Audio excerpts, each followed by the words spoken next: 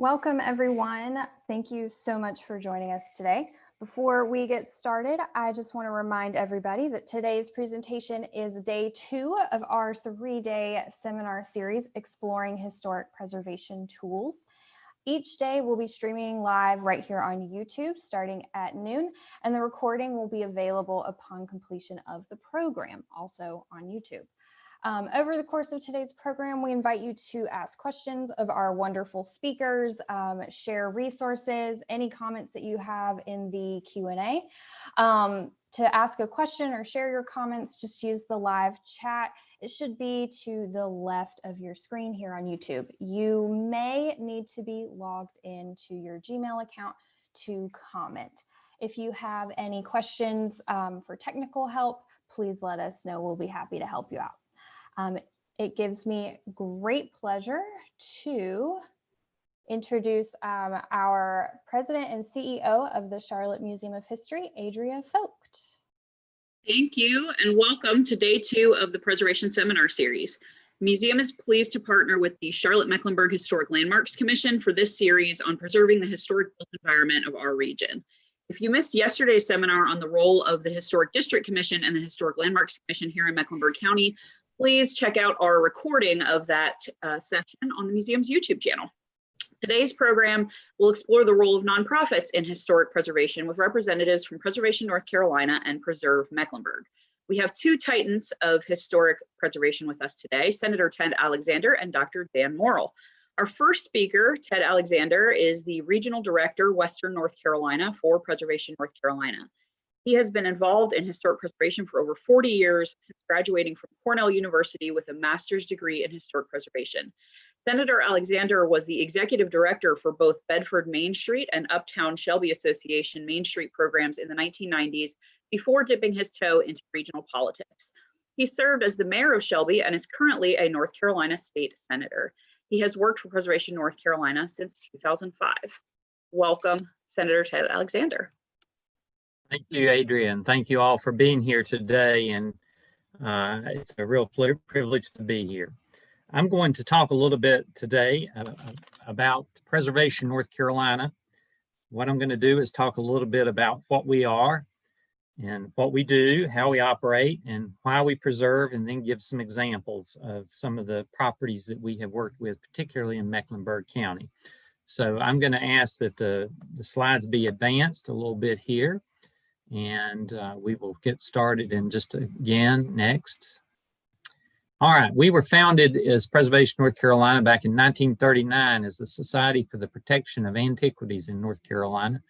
So we're 81 years old. We're probably the only statewide nonprofit historic preservation organization out there, and we are known statewide and nationwide for our programs. We have about 4,000 members, and we would always encourage people to join. We'd like that more. So next. And this is our mission: to protect and promote buildings, landscapes, and sites important to the diverse heritage of North Carolina. Next. And we have basically 5 areas that we work in. I'm going to read off the bottom 3, and then we're going to really talk about the top 2. Of course, we're a resource development for preservation. We advocate for preservation. We do seminars. We had our annual conference last year, and we provide technical assistance regarding preservation. But the 2 parts I want to talk about are our Endangered Properties Program and the Stewardship Properties Program. Next. This is a real important chart, how we operate. Preservation North Carolina, like most nonprofits, we don't have money. We don't have a lot of money. So what we do is we leverage what we can in order to preserve as much as we can. So let's start out with a historic endangered property, and you've seen them all over. You know what they are. What we do is we acquire a legal interest in order to preserve them. Our end game is to protect these properties through deed restrictions or easements or covenants, however you want to call it. It's all basically the same thing. And the way we get there is we can do it through a couple of ways. Sometimes people donate us properties outright, and we like that. Typically, that's a good thing. We don't want to own them necessarily, but we can sell them. and then we sell them with protective covenants, and we continue on. The other is we may get an option to purchase. Maybe that a person wants to sell the property. It's endangered. They're concerned about what's going to happen to it if they sell it on the open market. So we get an option to purchase at an agreed upon price, and then we market it and sell it. And then we find a buyer to negotiate. We negotiate a purchase price, and then we prepare to go to closing. We draw up the protective covenants and rehabilitation agreement. We do require both of those, a rehabilitation agreement, because we don't want to sell a property and then no one fixes it up. And that has happened in some cases in the past with other groups, but we require that they sign an agreement that says we will fix it up, and it gives deadlines. We go to closing. We convey the title to the buyer, and then anything we make in that process, and hopefully we will make a little bit of money, and we will put that back into going and doing another one. Occasionally, we will out and out purchase a property, but very, very rarely. And I'll show you a couple examples of that in just a little bit. And I'm going to go through the different kinds, show you examples of each of these that we've done in the past. So next. We are kind of like akin to an animal shelter. We often say we are the three-legged, poor blind dog or cat, and we take them in, we look after them, we love them. Old buildings and historic properties love people. They love air, but they don't like water. Next. So we decide, how do we decide what properties we're going to work with? We determine, is it endangered? Is it significant? Can it be acquired? Can it be sold? And do we have the support in the local community? Next. Endangered, would it be in immediate threat of demolition? Has it been vacant for a long, long time? Is it, sometimes we work with properties that are actually either on the verge of or currently in the process of being condemned, and that's usually, we try to not to get that far along down the road if we can help it, but we do look at that. Next. And then, is it significant? Is it in the National Register? Now, it doesn't have to be, but is it in the National Register? Is it a contributing structure in the National Register district? Is it a local district or local designated landmark? Is it important to the community at large? Do people just recognize this as important? Perhaps it's a corner property, and maybe it's very important to the preservation of nearby properties. And maybe it's not so much itself crucial, but maybe it will help other properties. And is it well known in the community? And if preservation would help reduce the nuisance, or if it's a detriment currently to the property owners, would our work on that building assist and enable those nearby property owners? We look at all of that. Next. Can it be acquired? You know, is the property owner willing and lucid and willing to donate or sell to us, or lease the property in some cases?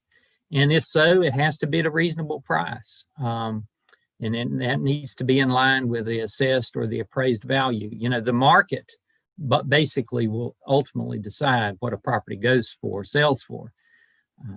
So next. And so that price has to be realistic. Are there some kind of locational attributes of the property that may be problematic? We did have one. We were approached one time about a fairly historic house. You know, it was moderately historic, nice house, but in the backyard, right up against the back door, was a solar farm, and you know, there was just no way that in this particular case, because of that and a couple of other factors, that I felt like that we would be able to work with that property and find an appropriate buyer. We just didn't feel like that was going to have much chance. Is the physical condition such that, at least by any stretch of the imagination, it can be preserved? We've seen very few properties that we felt like were just so far gone that we couldn't work with it, but we have come very close. But we do try our very best to make sure that they are able to be preserved physically. Are the land values too high for the preservation success? We had a mid-century modern house in Raleigh, very fine house, that was sitting on a fairly large part of acreage, and that was very valuable property. We could not convince the owner to somehow break out the house separate from the parcel, and so that it could be preserved separately. They wanted their money for the land, which was very valuable for shopping centers and so forth, and we subsequently lost that house. And then are there some ways that we can try to offset some problems, through the tax credits, or can we get some engineering studies done, or maybe this local community would subsidize the project somehow or another through a grant or a local facade easement grant or something next.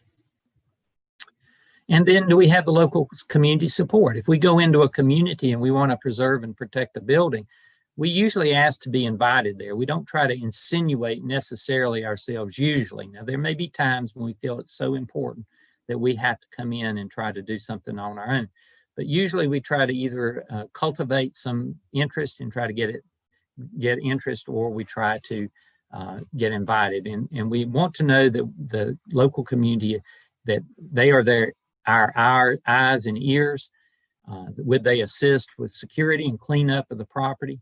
And then would they actually help us show the property? We have 3 regional directors. I'm one of the 3. I'm in Shelby. And so if I have a property in Moxville or in Macon County or somewhere in the far west, in Winston-Salem or somewhere like that, do I have someone who might be willing to help me show that property so that it makes it more feasible? Next. Again, these are some of the ways that we have worked with properties. We do it with options, as I mentioned. Sometimes we get donated properties.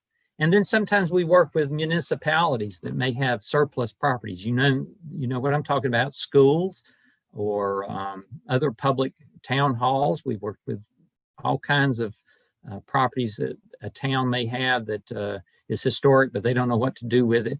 We can work with municipalities and do work with them quite a bit, and I'll explain that in just a minute.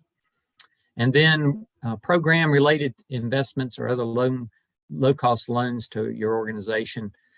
Maybe we can help set up some sort of loan program or do some owner financing. It just depends. And then an easement is just an out and out. Someone has a historic property and wants to make sure it's preserved, whether or not they want to sell it or not. And they come to us and say, I'm concerned about the future of my property. It's very important to me. We would like to preserve it. Now we have to charge for that because we do then come in, create preservation easements and record them. And then that property is protected in perpetuity. Let me go back to the surplus properties I mentioned just a second ago. North Carolina legislature allows for surplus properties of local governments to be sold without without public process. They can do through a private negotiation if the property is significant historically or naturally, and if it's sold to a nonprofit corporation whose purpose is preservation or conservation, and will be sold with covenants from that municipality to the nonprofit so that it would be protected. Next. I want to talk real quickly about why people preserve. If you've ever read Tom Maze's book, he outlines a lot of these very well. But these are ones I had come up with several years prior to that, and he basically affirmed what I said. Why do people preserve? Because they believe it's intrinsically historic, either architectural wise or because of who it was associated with or who owned the house or what that property represents. Sometimes it's for patriotic reasons. This was very big back during the bicentennial in 1976, where we were looking to preserve and protect those properties which really bespoke the history of our country. Sometimes people preserve because it connects them to their community.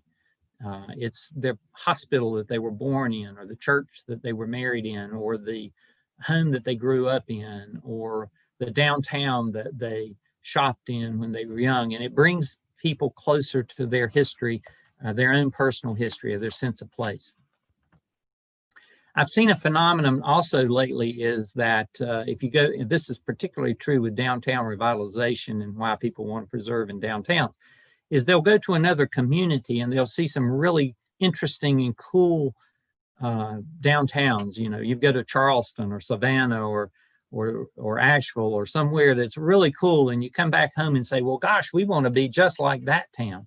And preservation can, you know, the backdrop in most of these downtowns is historic buildings. And so in order to get that sense of coolness that they want to achieve, then preservation comes into play there. And then third or last, it makes economic sense. It improves neighborhoods and it provides housing. And this is an area that preservationists really need to make sure that we speak that language. And as someone who's been in local government, if you can talk to local governments or legislators about how preservation makes economic sense, it increases the tax base, it increases use in utilities, it reduces the amount of material that will go to the landfill and those costs, or it provides housing that's much needed in a community and helps values of the neighborhood. If you can show and demonstrate that, then that's going to really help your cause. But those are some reasons in and of themselves why it's important to preserve. Next. And now I'm going to give you just quickly some examples of preservation properties that we have preserved throughout North Carolina. But primarily I'm going to focus in on Mecklenburg County, and occasionally I'll stray outside a little bit. Next. These are some donated properties that we have. Like I said, we like this. This is a 1921 Spanish Revival style house. It's one of really only one or two known in the country. It was donated to Preservation North Carolina with an endowment back in 2007 when the former owner passed away. It was willed to us.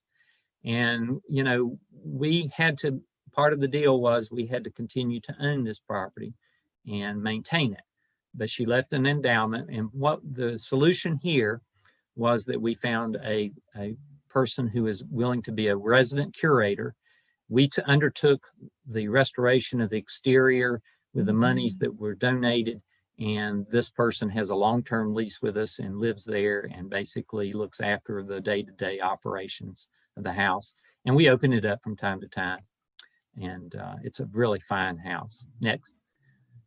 Then we have the Banker's House in Shelby. This was also donated to us years ago, and is one of the finest examples of Second Empire architecture in North Carolina. The Blanton family donated that to Preservation North Carolina upon the death of the last Blanton in 2006. We had our offices in here for about 7 years, and finally we worked with a newly formed nonprofit organization in Shelby and conveyed it back to them, or conveyed it to them with protective covenants again. So now it has become a very vital part of the kind of the downtown and the community for a meeting space and wedding venues and so forth. Next. These are some houses that were donated to us. This was over in Charlotte, over near Young Ford. We found this house, one of the persons who worked with us with one of our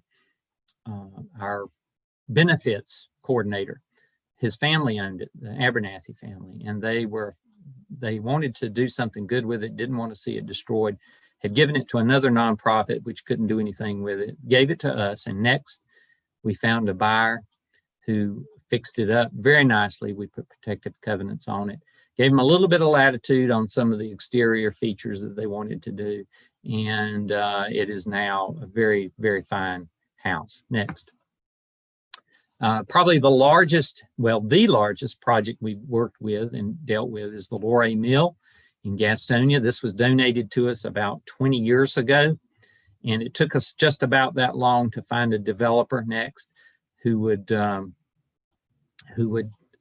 look at this building and see the possibilities next. And now it has been renovated, and there is a waiting line of people to get into the apartments there next. You see that this is the way it looked beforehand. All the lead that you could eat, and next, and now it is a very nice space with retail shops and businesses, and then apartments. $60 million project right there.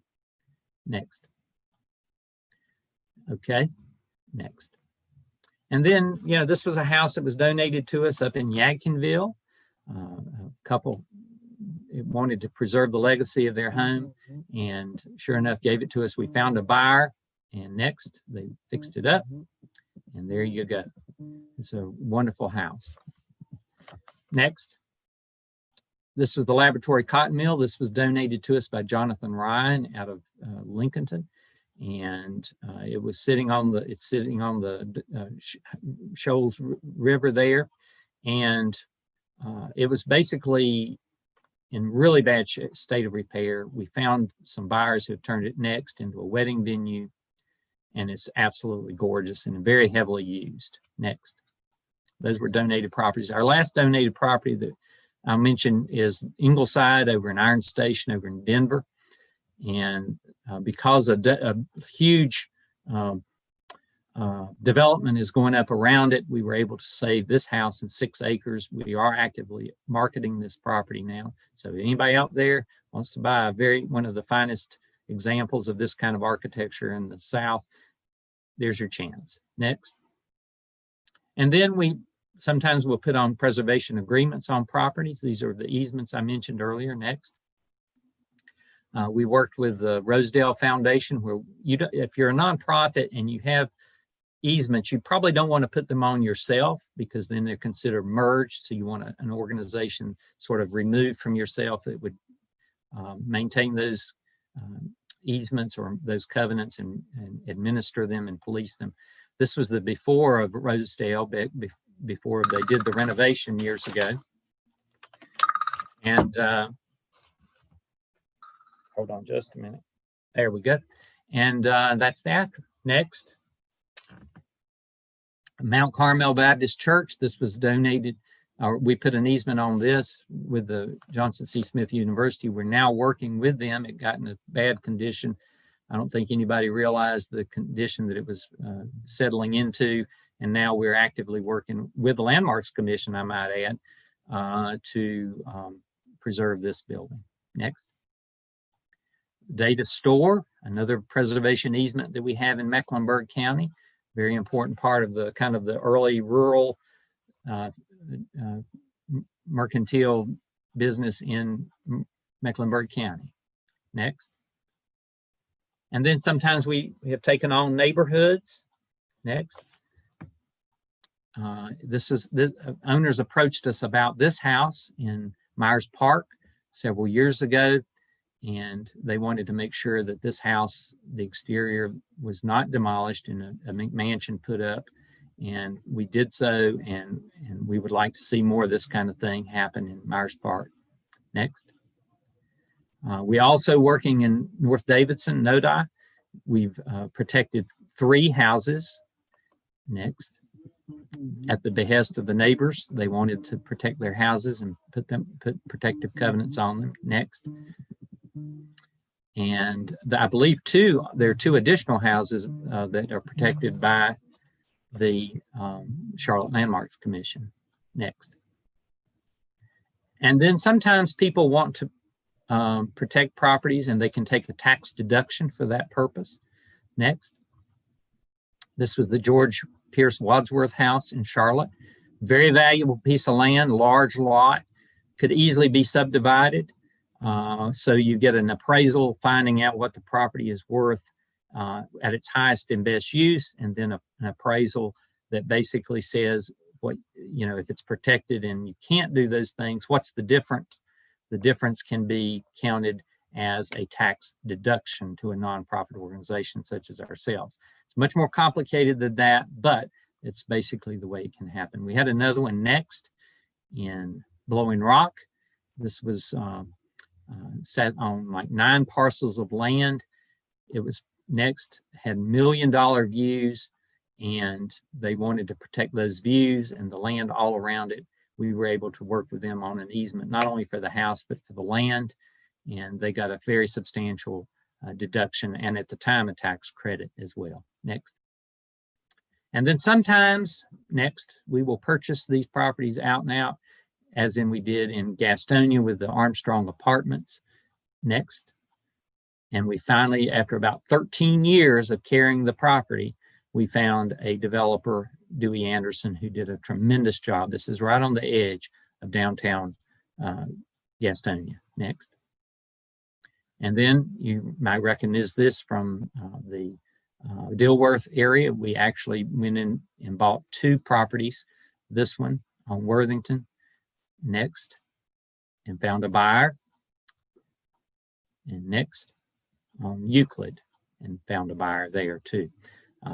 We could not have done it without the Dilworth Neighborhood Association helping carry some of the financing that we had to do to purchase those properties, but they are protected now.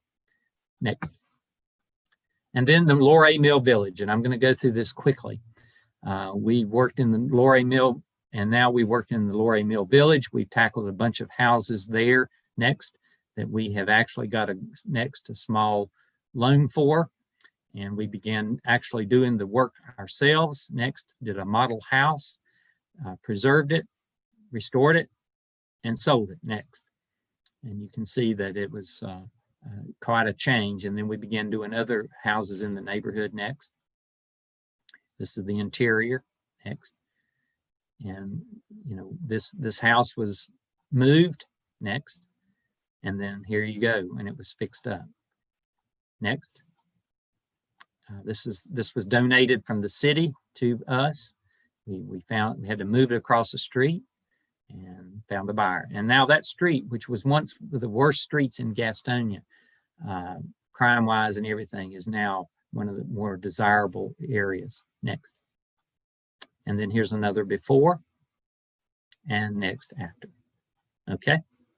Next. And this is some of the interiors. And then government surplus. I mentioned that earlier, how we could work with government. And I'm going to show you just a couple of those real quick. This was in Gastonia. It was sitting vacant. It would have cost the government $600,000 for the county to tear it down. We worked with them. They donated it to us. We found a developer for affordable housing. And now next, it's fixed up for housing and doing very, very well for those people who are elderly and handicapped. Next. And same thing in Wilkesboro. The town had acquired the property years ago, didn't know what to do with it. Has a very active downtown program. This was right in the middle of downtown. They approached us. We said they would donate it to us. We would find a buyer. Sure enough, we did. Next. And it's protected now in perpetuity. Next. And then sometimes we get options to purchase to sell with covenants. Next. This is the Cohen-Fumero House. I'm not going to go into great detail, but we worked with the owner there to find a buyer. This was a very important mid-century modern house in Charlotte. Next. And it was in pretty bad shape. Next. But we found a buyer in Charlie Miller, and he has bought it, fixed it up very nicely. I'll show you some real quick before and afters. This is before the interior and after. Next. Before, next, and after. Pretty striking. And they kept the flavor and the maintenance of the mid-century modern feel. Next. And then real quickly, next. We of course worked with the Dan Morrill. You recognize this. This was the Barnhardt-Cramer House. This is not one we actually did, but we recognize the importance. We talked to Dr. Morrill and Landmarks Commission, and they made the good decision, I think, to save this property, and now it's become the focal point for the neighborhood. Next. And you see that was the work going on all around it. We preserved it just like we did Ingleside with development going all around it. Next. And then the Nina Simone Childhood Home. This is one of those that's really important. We protected this through our easement program along with the National Trust for Historic Preservation. This is a very famous home of singer and political activist Nina Simone. And we were able to work with the town and the State Preservation Office, and now this house is protected through our easements. Next. And then last, we do farms and other things. This is a historic farm in the National Register up in Buncombe County, and 50 some acres. So we don't limit ourselves just to neighborhoods or neighborhood houses or fine mansions or anything else. We look at the whole panoply of preservation, and this was one that we did unilaterally where the owner wanted to protect it in the future. So these are some examples of what we do, and I appreciate the opportunity to go over these with you today.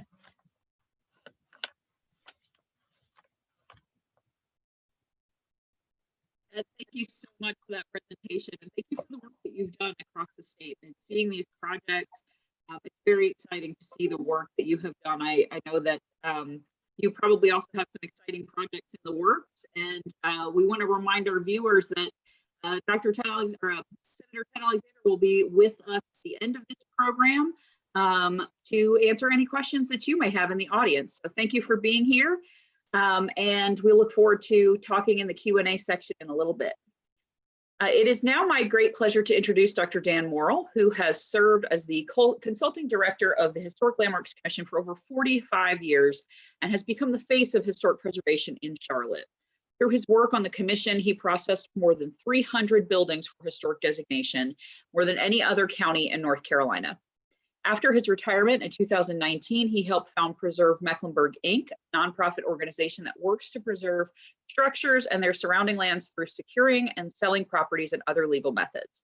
Dr. Morrill was inducted into the Order of the Longleaf Pine in 2014. That is the highest honor in the state for public service. Thank you, Dan, for being here with us today.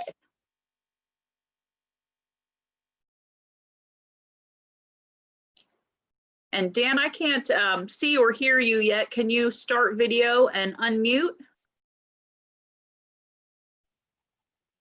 Start my video. Can you see me? Can you hear me? We hear you. Hi. Okay. Well, listen, here's I'm going to be real fast. I want everybody to know that's involved in historic preservation that we do important work. History is not the past. It's human beings interpreting the past.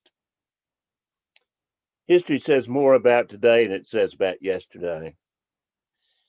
If human beings did not exist, history wouldn't exist.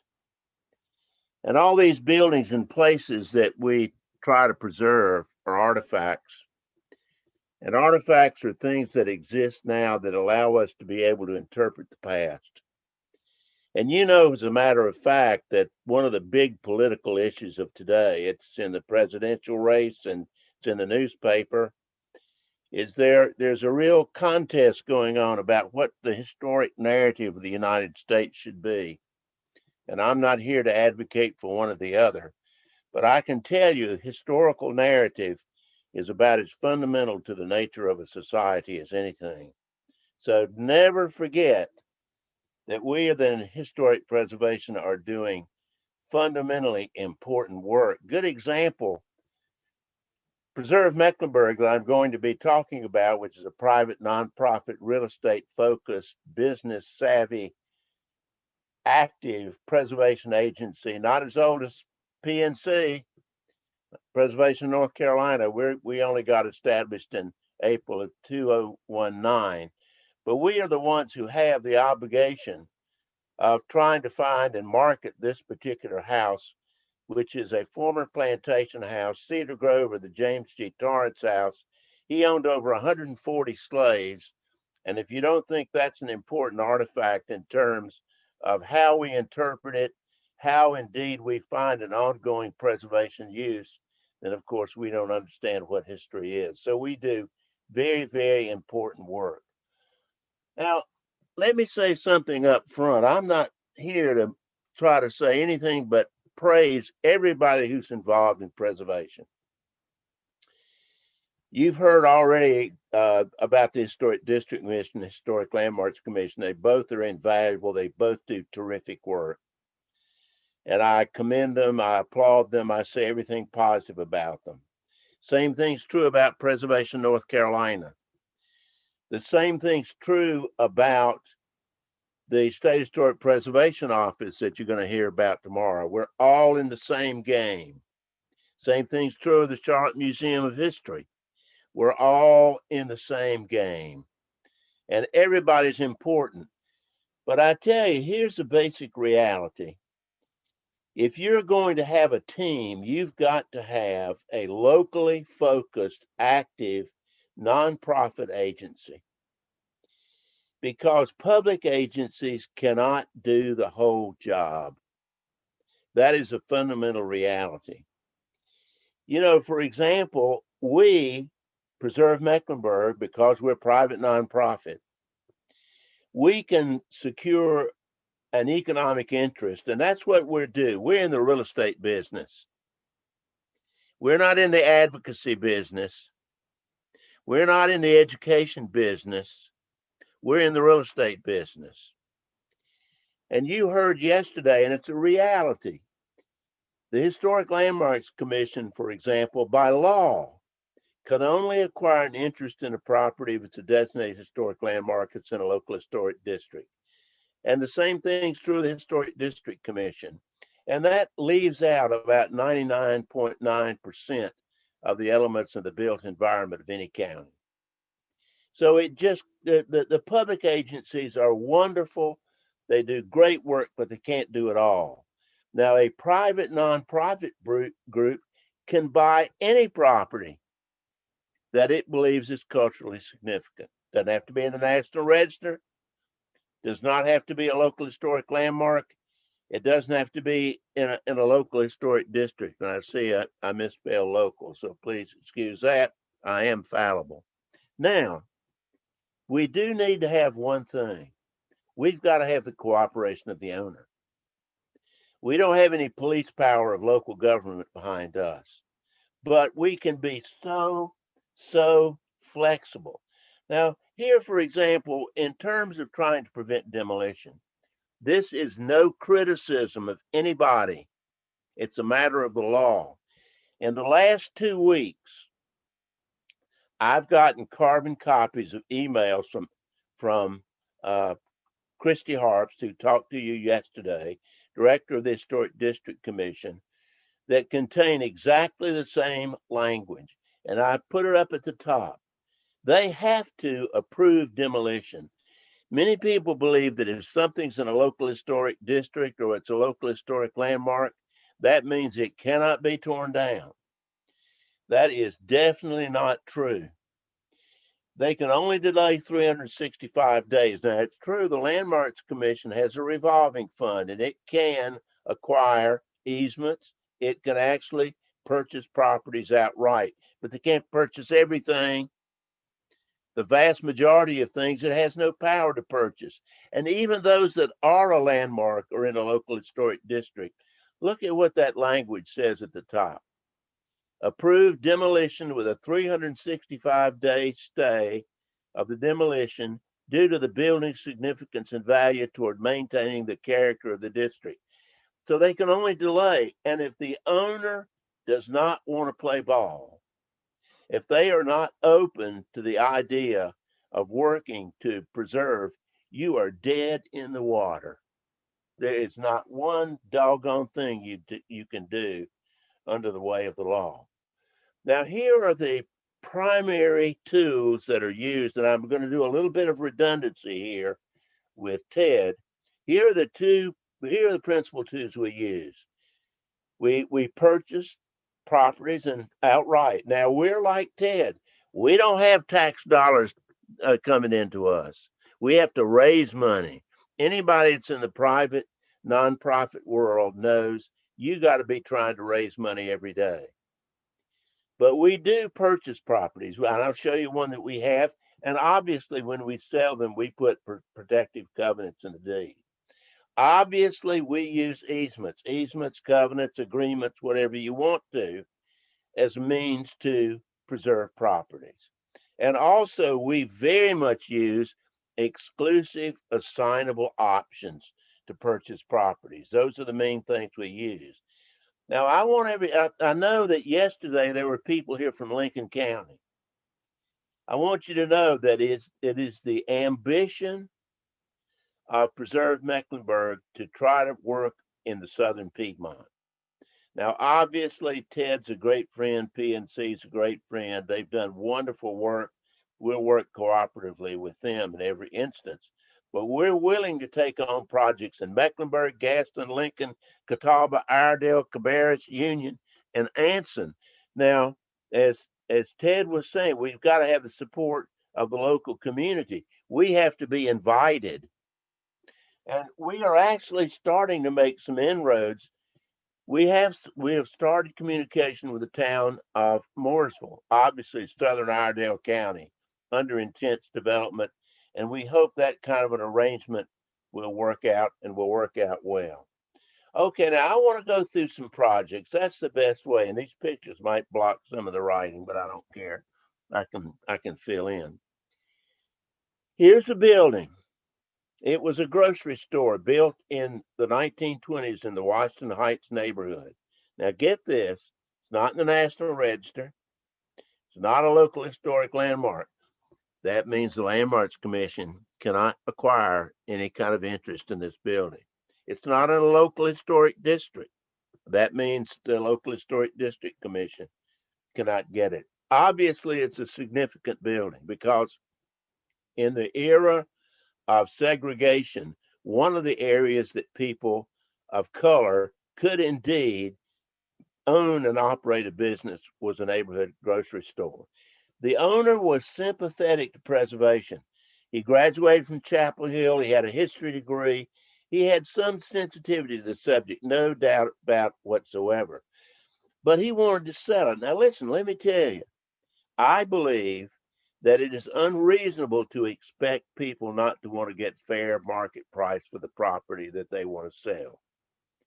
You have to work with the owner in that way. And all the buyers who came forward, and he wanted to sell it.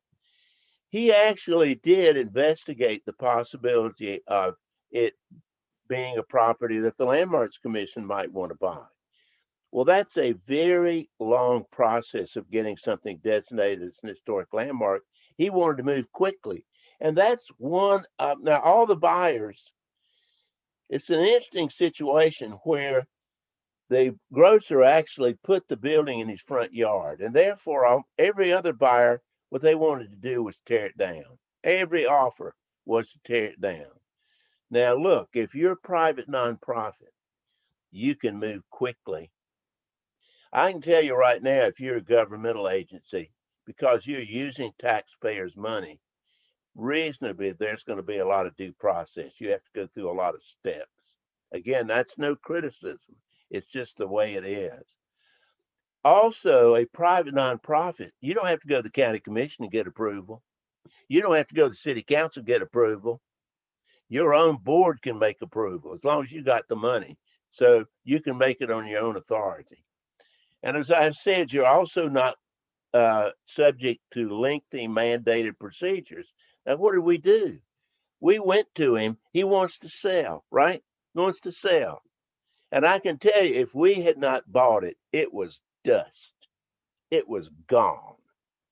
We went to him and said, we'll close in 30 days, full cash price. The sales price was $110,000. We had some obvious fees that were involved, $116,000. We bought the particular building. And guess what?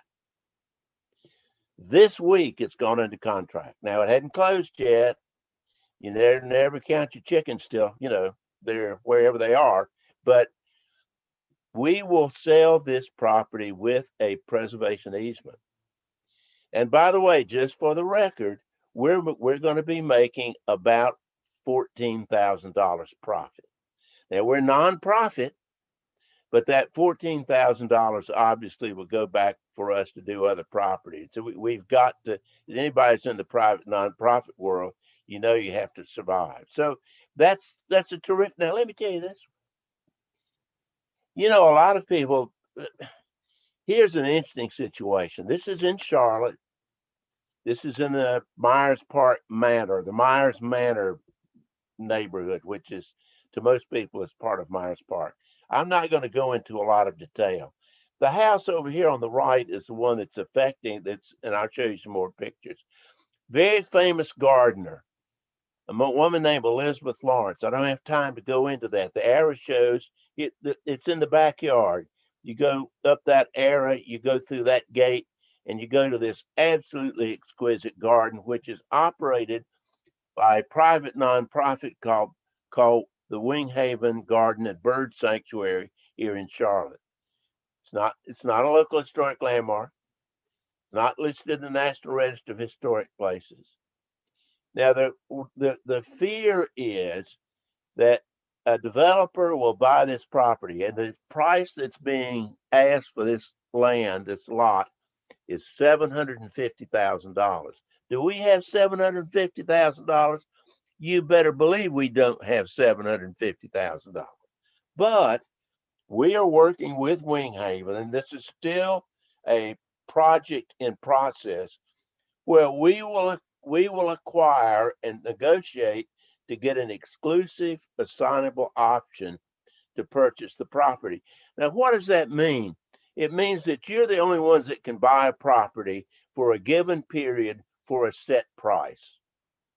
If we get it, we will indeed try to sell the property, and maybe the house will be demolished, because the real fear is that the house is going, if they build a big McMansion there, it's going to shut out the sunlight, and it's going to really affect air circulation, and it's also going to have effect on drainage.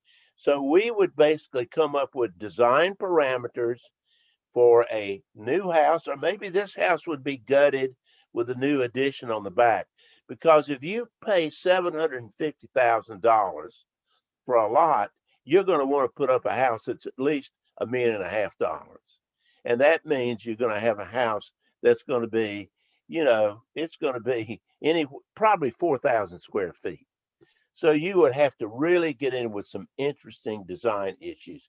And obviously, when it's sold, we would put covenants in the deed.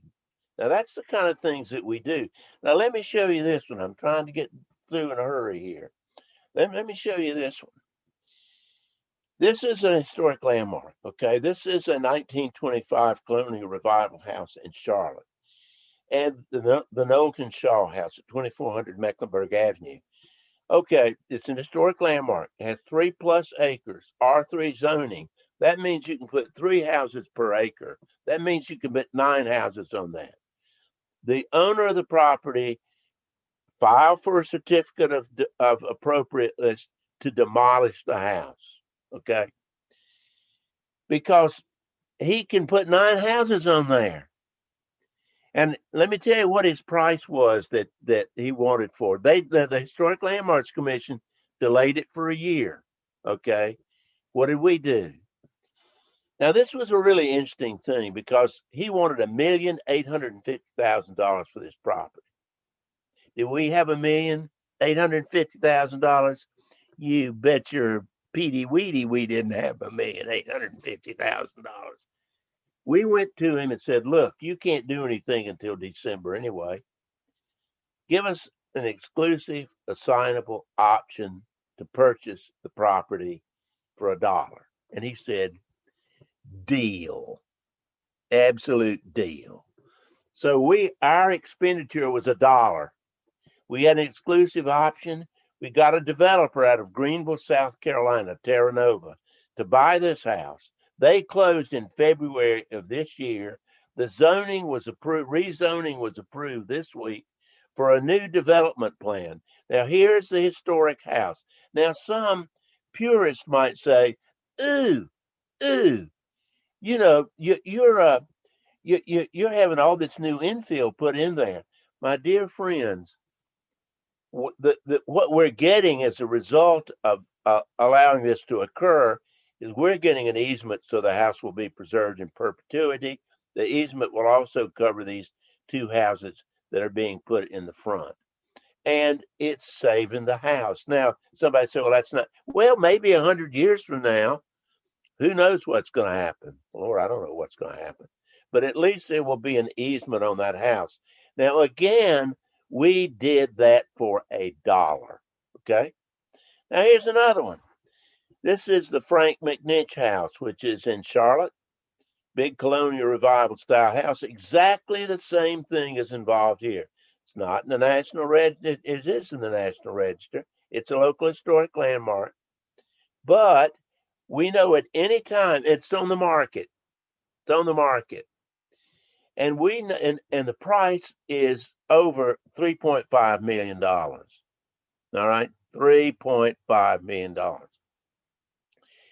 It can be, if he did apply for a certificate of appropriateness, of course, he could give a 1-year delay for this 3+ acres. Actually, the price was $3.8 million. Now, what we did was go to him, even though we did not sign a specific document. He worked with us, and we indeed prepared a development plan for that property. Now, here is the historic house right here. Here, of course, is what is going to be built. And this, by the way, does not require any rezoning. The only thing it requires, in essence, is the agreement of the Historic Landmarks Commission.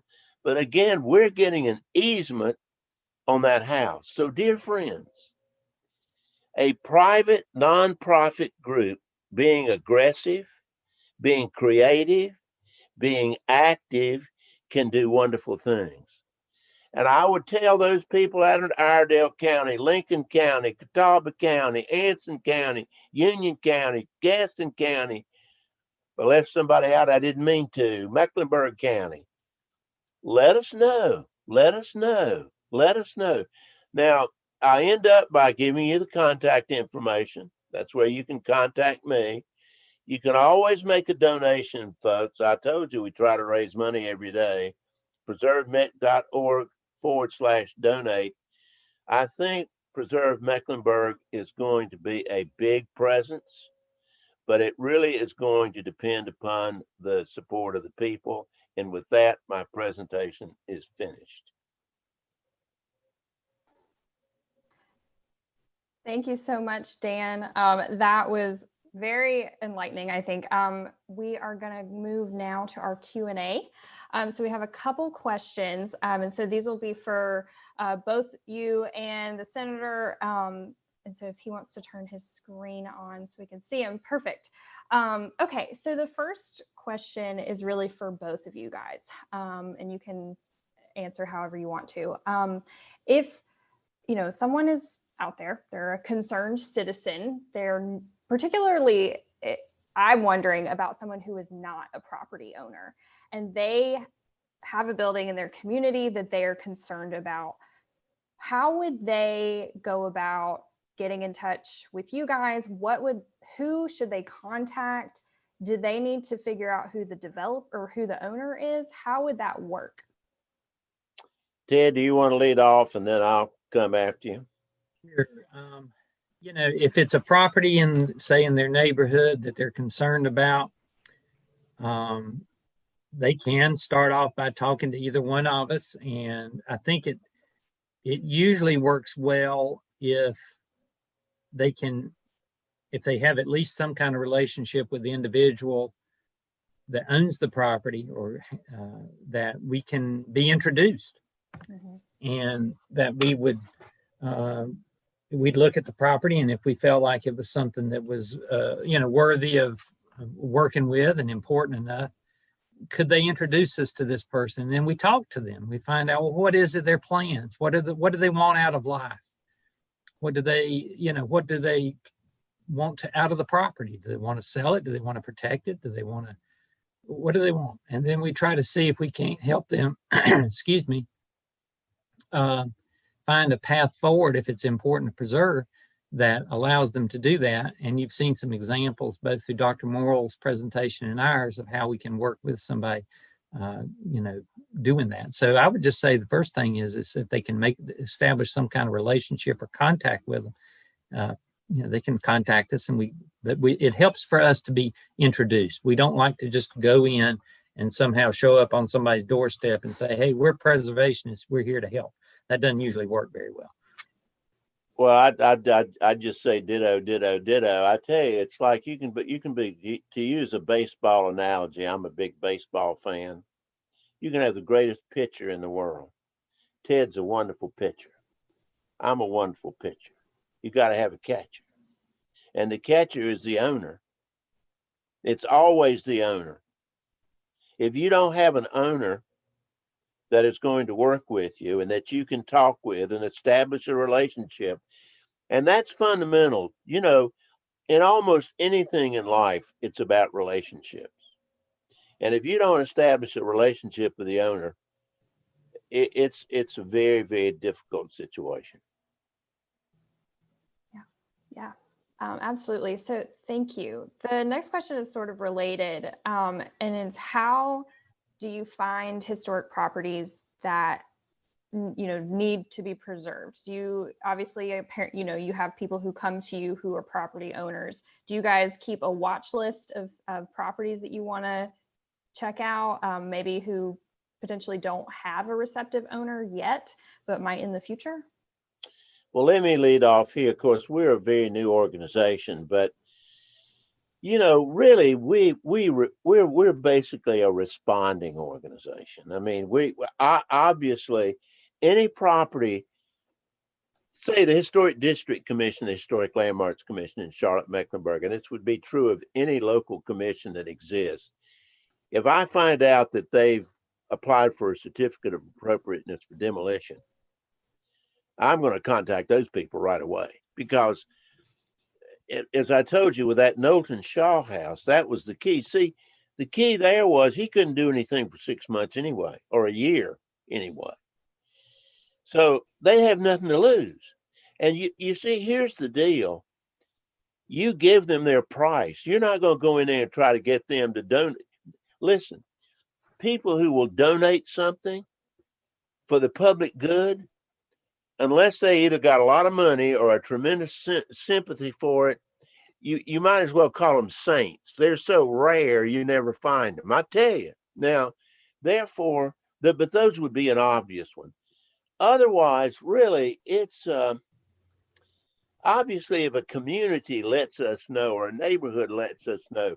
If I heard from someone from Lincoln County, well, we've got a certain property that we're really concerned about, we're going to take that into account and respond to that. And I would contact Ted and see if they're involved in it, what he knows about it. And he would do the same with me.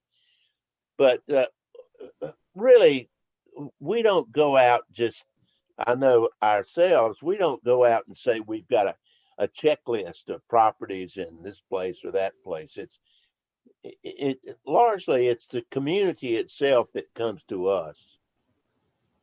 What about y'all, Ted? Do you have a properties watch list? I wish we did have more scientific manner, but we are pretty much like what Dr. Morrill said. I mean, we rely heavily upon networking and relationships and people that we know. It's amazing how interconnected so many of these properties are and who knows whom. And that's pretty much the way that we are introduced. Now, sometimes there have been occasions when we have kind of on our own gone after a property. We felt like that it was important enough that we kind of took the initiative to start the ball rolling. That's probably the exception than the rule. But usually it's people coming to us or coming to the local group, local historic group, or the landmarks group, or the Historic Properties Commission. And sometimes they will refer people to us. That happens quite a bit. So we really rely heavily on people referring people to us. Gotcha. And both of y'all's organizations and your contacts were in the slideshow. And so I'm sure people will know how to contact you afterwards if they have a property that they're concerned Sure. about. A question for you, Ted, about scale. Loray Mill was a huge project, and I think you said it took y'all 20 years to find a developer for it. Can you talk about how the scale of the project affects the timeline that you have moving forward and the outcomes that you're seeking to preserve that structure? Yeah, I mean, this was an enormous 600,000 square foot building. And, there are just not that many people out looking around to buy a 600,000 square foot building. So we had to work for years to locate a developer. But in the meantime, we owned that property and everything that goes with it. And so that means if the sprinkler system was likely to freeze during the winter, we would have to go turn off the sprinkler system, hire somebody to go turn it off, hire somebody then in turn to be a guard at the building so that if a fire went off, then it would be, somebody could call the fire department. That was a requirement by the local code enforcement folks. So, we had to actually carry the property, and that's the case in a lot of the properties that we have. We actually have to make sure the lawn gets mowed and that kind of stuff. So anything that we can divvy out that we don't have to do helps us a lot. But in that particular case, go ahead, Ted, Dr. I think you agree with me that we have a narrow market, and That's right. If you take on a preservation project, you have to recognize that there is an excellent chance that you're going to hold it for a while, because it takes a special buyer with imagination and commitment and energy to take on any preservation project. That's exactly right. You have to be prepared to take time. In fact, that's the name of a book that was my director, Myrick Howard, wrote several years ago called Making Time for Preservation. I mean, it just takes time. Yeah. Not a short-term project. Buying time for preservation, I should say. Excuse me. Buying time for preservation. But the big thing I hope came out of what I said, you don't have to spend a lot of money to save stuff. People say, a $3.8 million. That property is going to close the 15th of November, and it's going to be saved. And we didn't spend a dime, because what we did was work with that owner to put him in contact with people and bring resources to bear on it. I mean, obviously we had some staff time used, but you can do amazing things with very little money. As we know at the museum, we're a nonprofit too, so I completely understand that. But I like what you're saying about not being scared by these like gigantic numbers and being able to take action regardless of that. So the next question is about what easements and protective covenants are. Can you explain the difference between them? And then if you're a property owner, what is the benefit to putting covenants on your property now versus potentially waiting to do that? Ted, you want to take that one? Yeah, easements, protective covenants, historic preservation agreements essentially are the same thing. Essentially what they do is a legal document that runs with the deed that basically, it's like, you've heard of the traditional planning discussion about property rights being a bundle of sticks, and you take one of those sticks away, and that's owned by Preservation North Carolina in this case, or in the Preserve Mecklenburg. We actually own the right at that point in time so that the person can no longer tear that building down. If they want to make changes to the building that are significant, they need to make sure they're compatible with the Secretary of Interior standards. We would review those requests and so forth like that. So they're kind of giving away a small piece of the right of ownership in return for the fact that that property will be preserved down the road in perpetuity. In terms of the benefits, there are several benefits. I mean, one is just the satisfaction of knowing that your property in the future, no matter who owns it, is going to be required to maintain it, not to tear it down, and keep its historic character. There's also the benefit of the history being preserved and, being able to point to that history down the road. There are times when an easement, like I mentioned earlier, is beneficial in terms of a tax deduction. And this comes into play particularly in areas like Charlotte or Winston-Salem or Asheville, where the property values are on the rise very rapidly, and there's a lot of development pressure. And I gave the example of the property in Blowing Rock. That's a very desirable property out there, and that property could have been divided up into many different ways, and there could have been a lot of houses put on that. That had value, but they were willing to forego the value by placing an easement on the property, and that value that they forewent can be counted as a tax deduction. So you get a tangible property tax deduction that way. Now, the IRS looks at those very carefully. You have to know what you're doing. You have to make sure that your appraiser knows what he's doing, and you have to make sure that everything is exactly done correctly. Otherwise, IRS will kind of come and look at those things. We're working with some properties in Winston-Salem where the air rights are basically donated to us. They can't go up, they can't tear the house down. That has value, particularly in downtown Winston-Salem. So, those air rights are a value. And we base, in those cases, we kind of base what we ask for, and we do ask for a donation.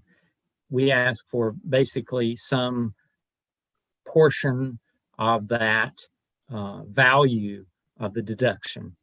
Let me say one thing about easements. An easement must be, and this is in reference to what Ted was saying, an organization that holds an easement is taking on a stewardship responsibility. And that stewardship responsibility, in essence, at least philosophically, is in perpetuity. In other words, it's to be forever. And therefore, no easement is any better than its enforcement. You've got to go out and regularly, at least annually, go out and examine the property to see indeed if it's being proper. And an easement is going to have contained within it those elements that come with what is going to be the result if the easement is not abided by. So it's a big responsibility for the holding organization. And also, in order to get these tax deductions, you have to be in the National Register of Historic Places. It's got to be a National Register property. And of course, as I indicated before, there are many properties that we're going to be involved in, such as the Patterson grocery store building that's not in the National Register. But all these things, we can work all these details out. You can get down in the weeds of this stuff and it drive you nuts. But the important thing is, if somebody wants to see something saved, I get so frustrated by people who yak. Oh, isn't it terrible how they tear everything down? Yak. Well, there are all kinds of devices out there that you can actually make a difference. But I'd say two things. Donate to Preservation North Carolina. Put your money where your mouth is. Donate to Preserve Mecklenburg. Put your money where your mouth is. Support these nonprofit organizations because they are an invaluable member of the team. Awesome. Well, I think that's probably a good wrap up. You can also donate to the Charlotte Museum of History. Absolutely, and I have in the past. We thank you. I believe and I'd both love of to y'all see are you members. donate to Preserve Mecklenburg. That would be Yes. wonderful. Yeah. So I'm going to take it back to Adria, folks. Thank you guys both so much for joining us. Adria, it's all you. Well, I just want to thank you both for being a part of this today, to Ted Alexander and to Dan Morrill for joining us as part of this seminar, and for the work that you do. We are the grateful recipients of all of your labors. Everyone in our region who enjoys living in or working in or visiting places like Loray Mill, the Cohen-Fumero home, which was on the Mad About Modern Home Tour this year, Ingleside, the Nina Simone home, places like Cabo Fish Taco and Lotta Arcade. These are places that enhance our quality of life in so many different ways, and we just want to thank you for preserving these valuable cultural resources for our community and across the state. It's really quite a legacy for future generations, so thank you both for all that you do. Thank you very, very much. Thank you for all you do. Absolutely. I want to also remind our viewers that there is one more day of presentations as part of our seminar series. We will be meeting at noon tomorrow. Our past programs for this week are available on our museum's YouTube page.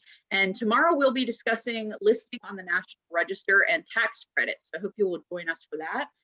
We also will have an afternoon on the grounds. This is our outdoor digital tour of Mecklenburg's oldest home site on October 24th. That's this Saturday, so tickets are on sale now for that. And we are having our Indigenous Peoples celebration in partnership with the Catawba Nation, November 9th through the 14th. It's an online celebration, all free.